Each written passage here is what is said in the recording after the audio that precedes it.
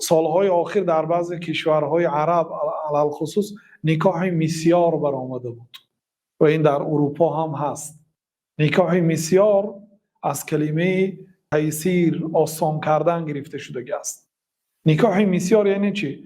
یعنی نکاح آسانی. چخیل یک فرزند میخواهد خانه‌دار شود، در خانه پدر و مادرش زندگی دارد. مثلا 2 حجرگی خانه دارد، پدر و مادر در یک حجره، در یک حجره 3-4 نفر همراهی برادراش زندگی میکنند. مثلا امکانیت خانه دار شدن ندارد، دیگه خانه ندارد و به اجاره برای خانه گرفتن خانه ندارد، مبلغ ندارد، حالی دانشجو هست، مثلا حالی مکتب تمام کرده است 18 ساله، حالی 5 سال دانشگاه میخواند میشود 24 ساله.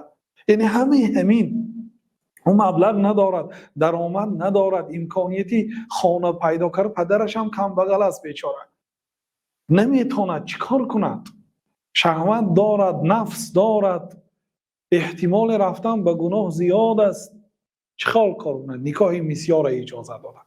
نکاح مسیار نکاح یک نوعی سبوکی، مثلا عقد میبندند، پدر و مادری داماد با پدر و مادری کلینت رازگی همدیگر میدهند به نکاح میخوانند، شاید 10 نفر که یک طعام دهند، توی دهند به 10 نفر همسایه و خویش و تبارها، مثلا نکاح هم میکنن. اینا وقتهای خالگی خانه‌داری میکنن، یعنی وقتی که پدر و مادر به کار رفتن، روزهای استراحت، کدام وقتی که فرصت پیدا کردن و امکانیت پیدا شد آمده خانه‌داری میکنند و در دیگر وقتها با جدایی زندگی کردن میگیرن. روزها وا میخورن، در کوچه در خانه وا میخورن.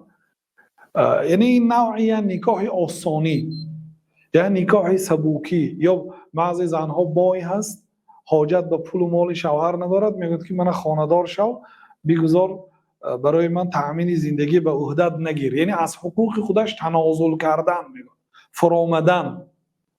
این اصلش حدیث سوده هست.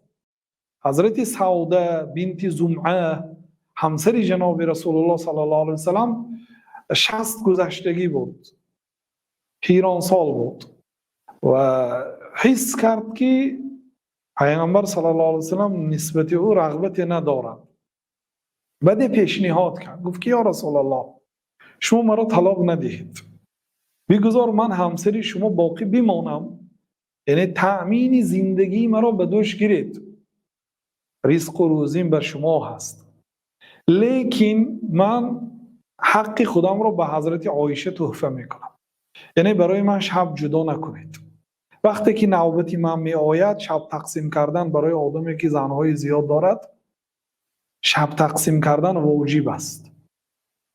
برای من شب جدا نکنید و به نزد عایشه روید، به نزد همسر دوست داشته‌ام. لیکن من فقط نامم در زیر نکاح شما باقی بماند. واقعا دلالت علما گفتن که این دلالت به عقلش میکنه و همین گونه او همسری پیامبر صلی الله علیه و سلم از دنیا وفات کرد.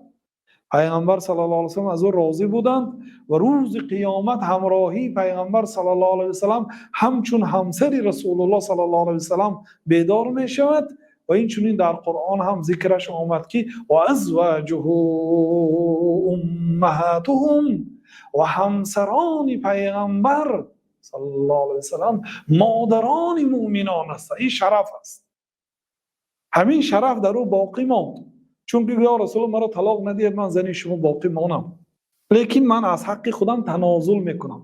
حق از واجب است که پیامبر صلی الله علیه و سلم یک شب به نزدش بیاید، لیکن او از همین حق تنازل کرد. همین میتواند زنها از دیگر حقوق ها تنازل کند در صورت های مثلا همدیگر فهمی.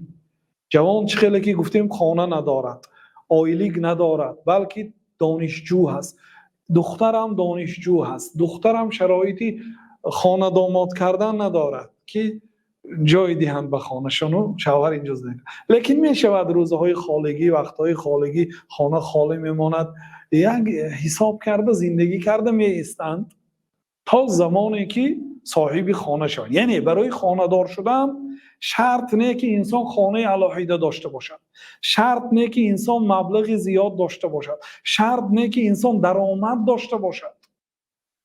حراست الفضیلت، حمایه فضیلت، حراستی فضیلت، حراستی شرف، حراستی آبرو، حمایه نفس از گناه، پاک نگاه داشتن انسان خودش را. حضرت علی گفتن که کل یوم لا نعصی الله عز وجل فیه فهو لنا عید. هر روزی که ما الله تعالی را گناه نمیکنیم اون روز برای ما عید است. بگذار خانه نداریم، بگذار پول نداریم، ولی همسر داریم، گناه نمیکنیم.